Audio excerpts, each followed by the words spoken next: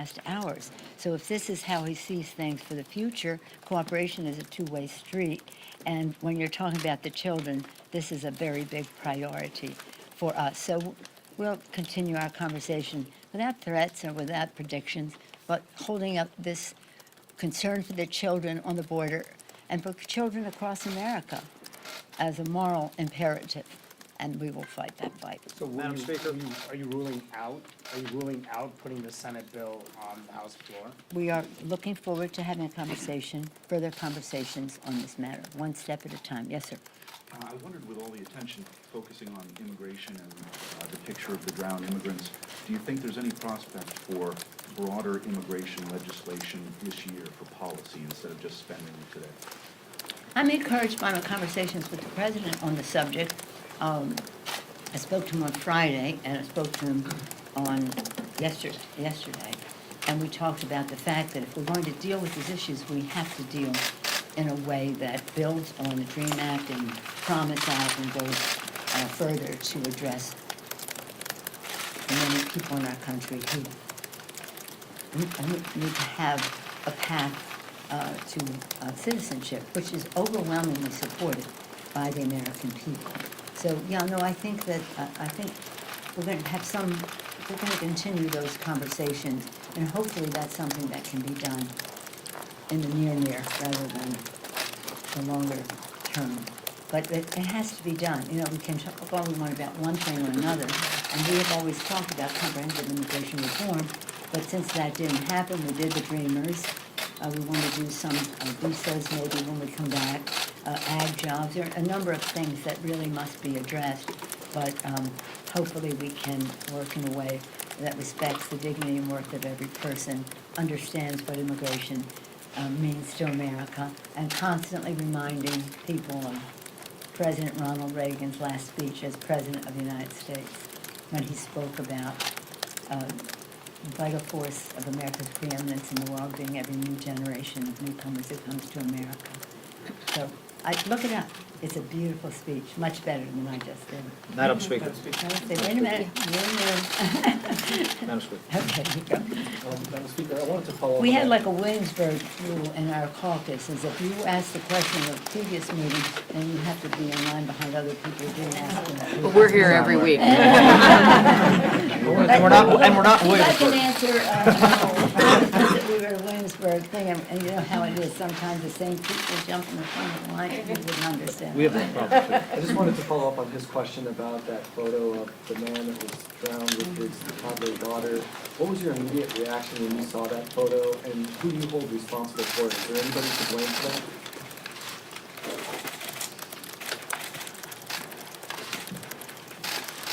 Can you just imagine the father put the little girl on shore to go back to get the mother, and the little girl wanted to be with her father. She got back in, and then he couldn't save her, and then he couldn't save himself. This is such a tragedy. I think it's not a question of blame, it's a question of being prayerful and understand the consequences of policy.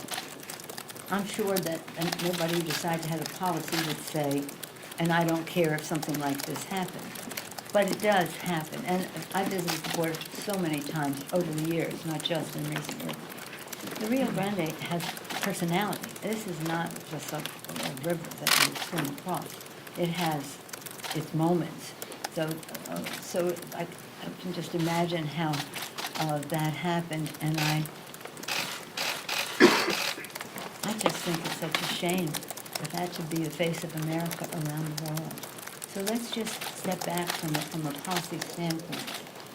This is one of those metered situations where people who come to our country and want to be admitted have to meet certain standards. That's the way it is. But it isn't, I have this conversation with my Republican colleagues frequently. It shouldn't be a crime to have a visa, to have a status violation. If somebody commits a crime or is guilty of a crime and they're in our country, prosecutorial discretion would warrant that they, or justify that they be sent away. So nobody's saying if people are But if you overstay your visa, or you're coming in, as this family would have been coming in, but they had narrowed the number of people coming in through the ports of entry, so they were coming in not through the ports, and that's not unusual there. I've physically seen that happen there. And again, enlarge the issue, weigh the equities. We're talking about human lives. And let's just subject people to the laws. But we also have to recognize that everybody in America has rights. Everybody in America has rights. And we're trying to make people aware of their rights once they're in our country. But we just cannot say, and there's a disagreement, that anybody coming across the border is breaking the law. Not until there's been a determination as to whether they can stay or not, but just because they're coming across the border, they don't. Now, we all want to have border security and do what we need to do, protect our borders, north, south, east, west, Gulf Coast, whatever. We have to do that.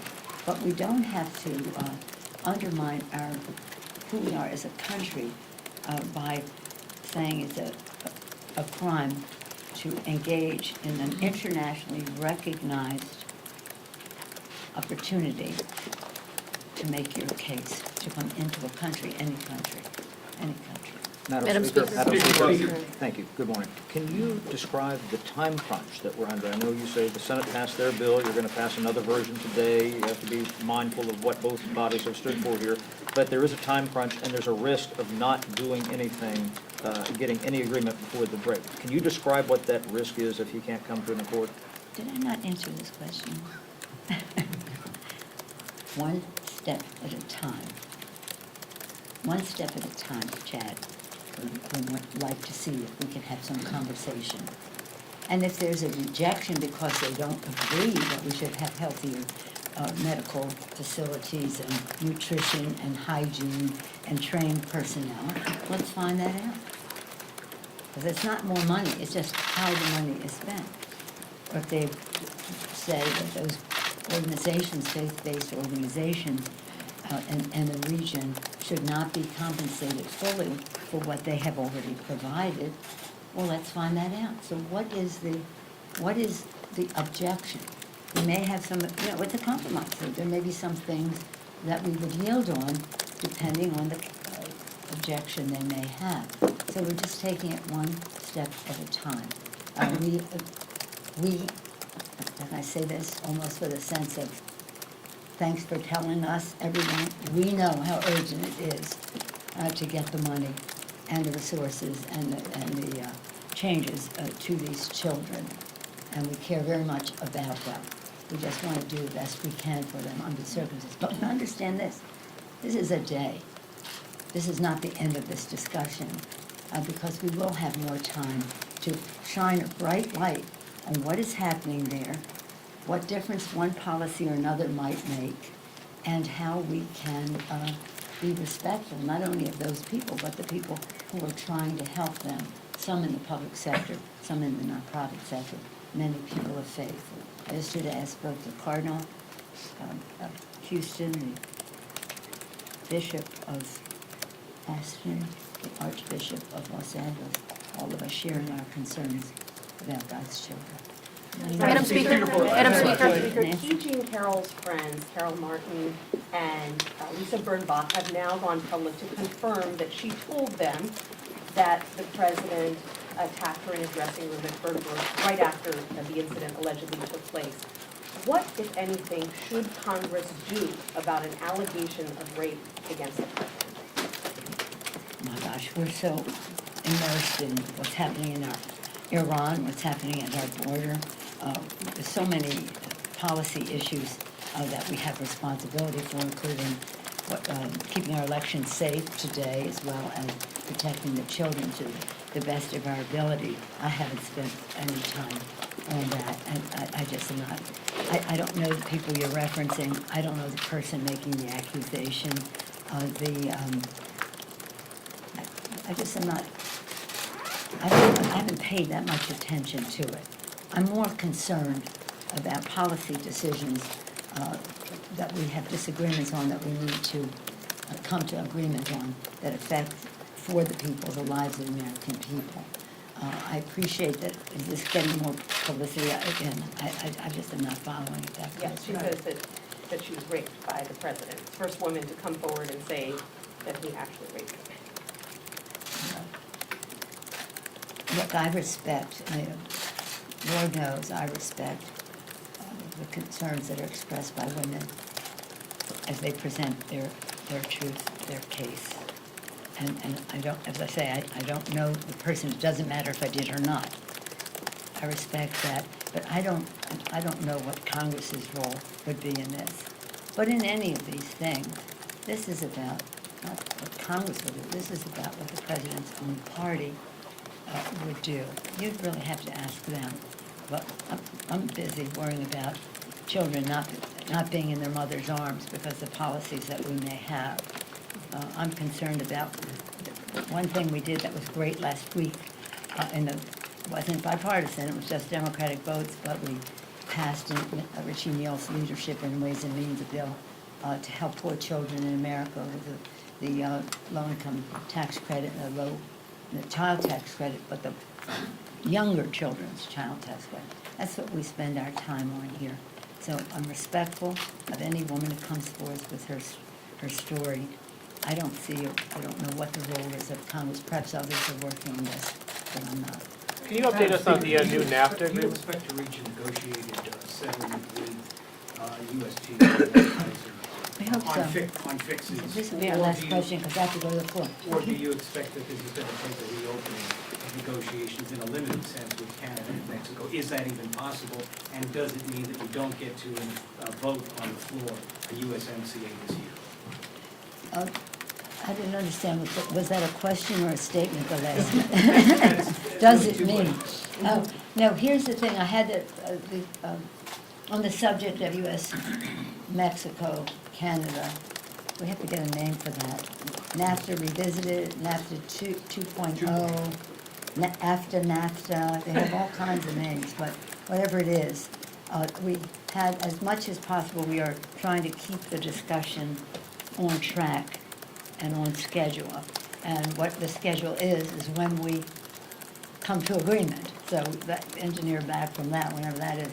But I had Ambassador Lighthizer yesterday with the caucus to again narrow in on where our concerns are. I've told you over and over. Enforcement, the overarching issue. You can have every kind of agreement in the world, but if you don't have effective enforcement, you're just having a conversation.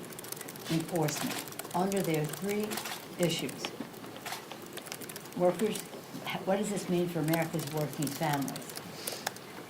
Environment, what does it mean in terms of the environment? And third, the cost of prescription drugs, pharmaceutical issue. Those three are very important to a broad, across-the-board group of our members. We have some dogs and cats under there, other smaller, more regional issues. We love our dogs and we love our cats, so that is not to make them any less important. It's just the first overarching and the three could be deal breakers. So what we would propose is that we have to have enforcement, that we don't have enforcement if it's in a letter, a sidebar, a law in our country, your country, but not in the agreement. So I could see a scenario where we would just, for the singular purpose of doing enforcement, that we would suggest that they should open. I mean, this, it's a question of having the strongest possible vote. We want to pass this bill. We do not want to pass this agreement just slightly different from NAFTA, with a little sugar on top and say, see, we did something different. If it really isn't going to be enforceable, it will just be NAFTA with sugar on top. Now, I voted for NAFTA. I took all the heat in the world for voting for it, and I've had my disappointment. So I know what we have to do to make So if it it's work. necessary, then reopen in a limited sense. And it couldn't be like we're opening it up and now it's ollie and free. No, it would be surgical. It would be surgical. And I'm hoping that we can do it. As I say to the president, to the administration, you have leverage. We want to change NAFTA. And I think that's across the board that we do. And everybody's working very hard to understand the differences, to try to eliminate some or prioritize as we go along, so that I'm hopeful that we'll be able to do so. The ambassador, people will say, we just don't want to get this into the presidential, and I'm like, these presidential candidates, they're 20, and I think most of them probably would want a better NAFTA, but I certainly don't speak for them, but that really doesn't have anything to do with, it's about the substance of the agreement, not the politics at all. So- Madam Speaker, are there any administrative fixes that the president might be able to offer you that you would trust if you can't make an agreement with Senator McConnell to address some of these concerns on immigration? I think that Senator McConnell will do what the president wants, but, no, we would rather have it statutory. Thank you. Thank you.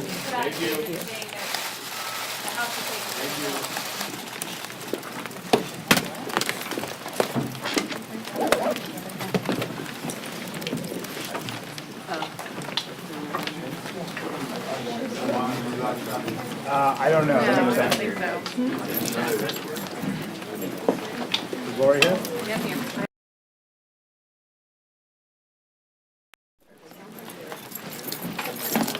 Okay.